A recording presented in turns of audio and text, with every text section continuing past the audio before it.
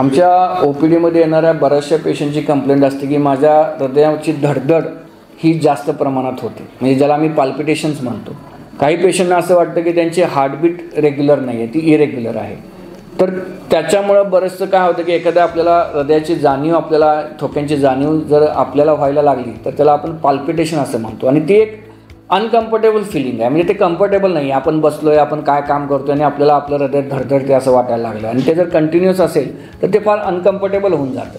आणि मग त्याच्यामुळं पेशंटचं कुठंच म्हणजे आपलं कुठंही लक्ष लागत नाही की आपण काय करतोय काय नाही. सारखं लक्ष आपलं त्या हृदयाच्या बीटकडे जातं. आता त्याच्यामध्ये काय की हृदयाच्या बीट्स ह्या रेग्युलर बीटसुद्धा असू शकतात आणि इरेग्युलर बीटसुद्धा असू शकतात. तर ह्या हृदयाचे जे ठोके आहेत, हा ठोक्यांचा आजार आहे, हा हृदयांच्या ठोक्यांचा आजार आहे.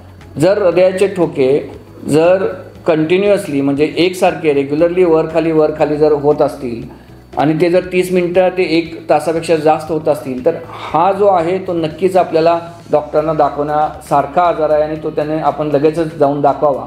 कारण त्याच्यामध्ये 2 गोष्टी असू शकतात. एक बिकॉज ऑफ अँझायटी, म्हणजे सगळ्यात महत्त्वाचं कॉज असतं की जी आपली अँझायटी आहे, स्ट्रेस आहे, त्याच्यामुळे तासभर आपला हृदयाचा रेट हा वाढून राहतो आणि त्याच्याबरोबर आपल्याला बाकीचे सिम्पटम्स जाणवतात. दुसरा म्हणजे SVT म्हणजे सुप्राव्हेंट्रिक्युलर टॅकिकार्डिया आपण म्हणतो, की हा एक हृदयाच्या ठोक्यांचा आजार आहे. ह्या हृदयांच्या ठोक्यांच्या आजारामध्ये काय होतं की आपली जी हार्टबीट आहे ते 180 ते 220 या प्रमाणामध्ये कंटिन्युअसली होत राहते.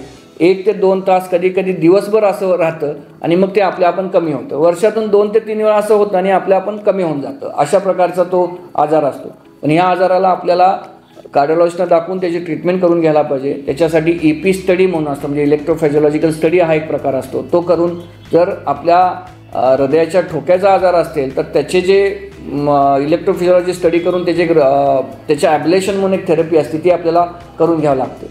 म्हणजे ह्याचा अर्थ काय की हृदयांच्या ठोक्यांचे आजार जर आपल्याला वाटत असतील तर आपण लगेचच आपल्या कन्सल्टंटना, आपल्या डॉक्टरांना भेटावं आणि त्याच्याप्रमाणे त्याचं योग्य डायग्नोसिस करावं आणि मग त्याची ट्रीटमेंट आपण नक्कीच करून घ्यावी.